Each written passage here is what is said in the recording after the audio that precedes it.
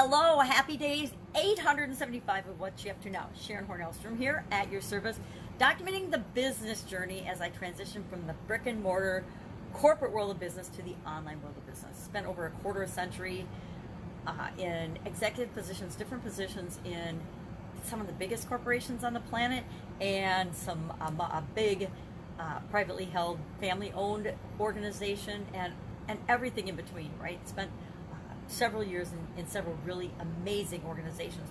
It gave me a core foundation of skills and abilities that I could use in my own businesses. When I was 13, I started my own first business, and from then on, I've almost always had some sort of business as a side gig at first when I was going to school in corporate America, and then as my full-time existence from about 2003 on. So, been in the business and the corporate game for a long, long time. I hate to even admit how old I am. But I think I've said it before, I'm 60. I turned 60 right as the beginning of the pandemic burst, and we all started to be quarantined, and everybody's life changed pretty dramatically for the last several months, and we're continuing to work our way through that. So that's why I titled this one, I can't remember what I titled it now, Change, Pivot, Improve, something like that. They're all words for change, right? Whenever we're faced with a challenge, we're invited to change. We can resist that challenge, we can resist the obstacle, we can pretend it doesn't exist, we can ignore it, but at some point either we're going to change or change is going to happen for us, because we live in an ever-evolving, continually changing and improving, I like to think improving, world, right? Our universe, our world, the planet that we live on is always ever changing. You know, some things are cyclical, night and day, but the lengths of our night and days change. The seasons change. Everything changes all the time. So we either can resist and feel bad about that change and have negative associations with it, or we can choose to embrace the changes and say, well, what's good about this? How can I make this work for me? I say I resisted plenty in my past and it didn't work out that well for me. So now I am jumping in with both feet, full force, to embrace the changes and the things that come my way. And reducing the resistance that I have for those changes is knowing that I can push against them, but the more I push against, the more I get what I don't want. So I'm going to say, nope, I'm not going to resist it. I'm going to go with the flow of it and find the stream that works for me. Find the flow that works for me personally and for those I love and care about and for what I'm trying to accomplish. So today was day, I don't know, about 476 of doing idioms for my Supersize Your Business page and my Supersize Your Business group. Today it was about goody two little shoes, and about a little girl. And I actually didn't realize how far back that idiom or that saying goes. It's back from the mid-1700s. It came about by from a children's fairy tale or children's story where a little girl only had one shoe and somebody gave her another shoe, and so she ran around the village or wherever she lived bragging and showing everyone that she was perfect now because she had two shoes, and she was little so she couldn't really speak very well, so all she said was two shoes, and was all proud and delighted with herself. And that was our idiom today, which of course I morphed into how do you use that for your business? How do you use that to grow and build and create the business that you want to create? The fun challenge today was about being yourself and being happy with being yourself, which is, again, right up my alley. It's something I talk about all the time, and how important it is to be ourselves. And it's funny because I decided today I was going to wear my normal, usual, natural, I guess, straight COVID hair. But of course I have to have a funky little poof on it because otherwise my bangs hang in my face. And if I think I can't see without my bangs in my face, I certainly cannot see anything at all, even fuzzy, with my bangs in my face. So I just had to pull it back because they're scraggly and long because it's COVID hair, right? Haven't had a haircut for months, and I was due to have a hair trimming or haircut right as the pandemic hit. Same with my fingernails. Although my fingernails are finally coming back. I was worried for a few weeks. I was really worried because they were so damaged because I couldn't see to do them. And since I got my daughter to do them once, but when I started doing them myself, it was very, very bad. And there are things, I think there's some professions that are worried that people aren't going to come back and that their business won't come back. But I'll tell you, there's others like me and my nails, and there's a lot of people that feel the same way I do. I need a professional to help me with them. I need help with a lot of things in my life, but that's one area that is a clear example of yep, got shut down. And we could argue, was it right or wrong? Doesn't matter what we think. What happened, happened. Can't change it, so just keep moving forward. What are you going to do right now? I have noticed stark differences between how different states are responding to the opening up of things and how they're dealing with it. And I love living in a borders town because I get to see firsthand. I'm not just going on hearsay. I'm doing my own observing, and I'm watching how things are rolling out. And it's really interesting, the differences in how different businesses and different types of businesses are responding and moving forward for themselves and for the people that they serve. And again, the nail example is a clear one for me. I've been both to a nail salon in Wisconsin as they first opened up and a nail salon in Minnesota where our cabin is. And I am talking light years difference in how they're treating customers, how they're handling it, what they're doing, and major lessons to be learned there from how to move forward when you're coming out of something and how to do the minimum to get by.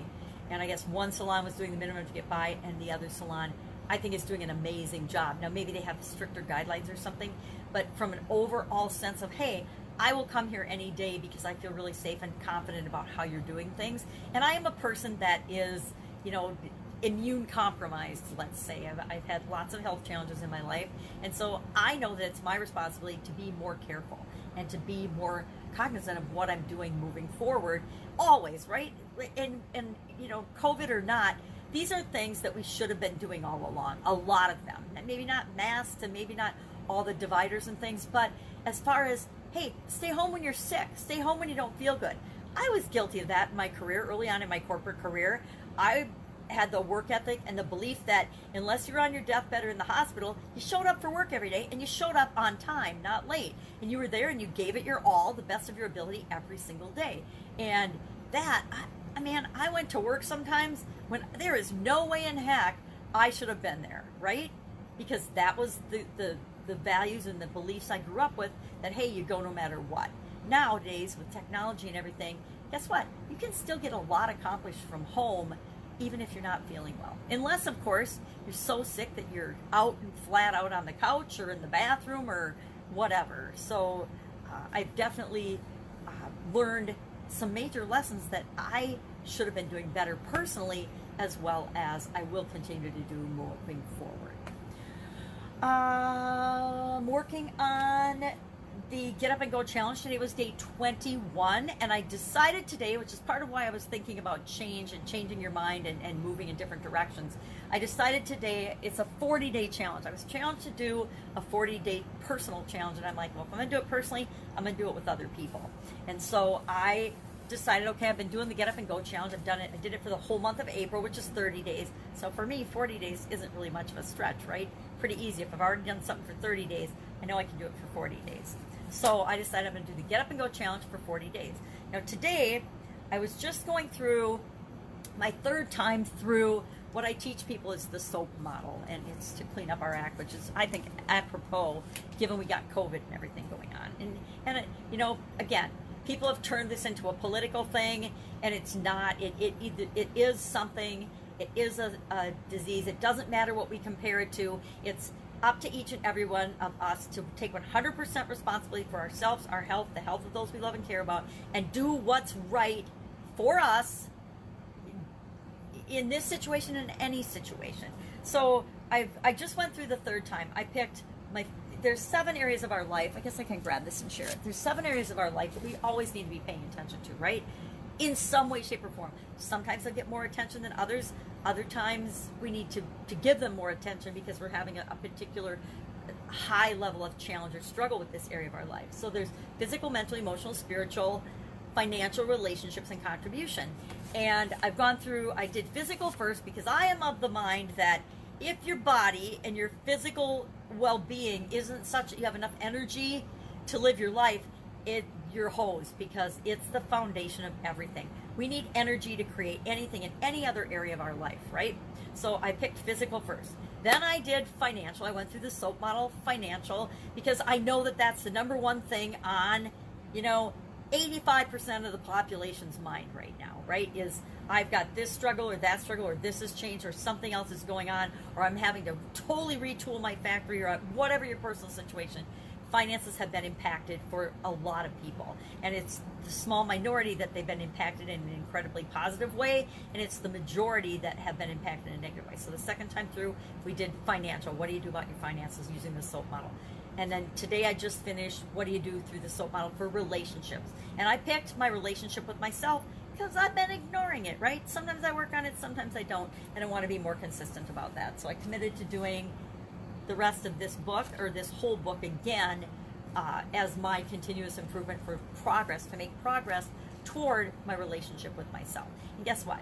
As I work on my relationship with myself, it impacts all my other relationships and all the other areas of this model. I got to clean up this model maybe by the next time through. So today I decided I've got enough days left. I'll have to add one bonus day, which I would do anyway, and then I'll add a live Q&A at the end, but to go through all 7 areas and give example of going through each of the 7 areas and how you can apply the SOAP model to make it automatic in your life, how you respond, react, change, pivot to any kind of challenge or obstacle or thing that pops up in your life. Because guess what? Sometimes good things happen in our life, but they cause all kinds of changes that need to happen. When you get married, when you get divorced, sometimes that's good, both getting married and getting divorced, but it creates massive changes that have to ripple through your life and all areas and aspects of your life. So instead of just covering 3, which is what I was going to do, and then have lessons, and actually I'd moved it up to I was going to cover 5, and I'm like, all right, well, if I'm going to cover 5, why would I not cover all 7 areas? So that's what I mean by being flexible enough to change your mind and change your detailed actions. You know, we got to know where we are right now and where we want to go. And as we're getting to where we want to go, we probably only know 1 or 2 steps. And sometimes we don't even know 1 or 2 steps. We can only just do the next step to move us toward that thing. But if we have a strong way of doing that, a strong process that becomes subconscious and we just automatically do it, it will lead to better results than what we would get by randomly reacting to things that happen and occur in our lives. So talk about that. And I'm getting ready for my daughter and my son-in-law to come home for a week around the 4th of July. So I am really excited about that. I haven't seen them for months since we've had the COVID going on. They haven't been home since all of April, all of May, all of June, but they'll be home right in the beginning of July for a week. So I'm excited about that. I mean, who doesn't want to see their kids sometimes?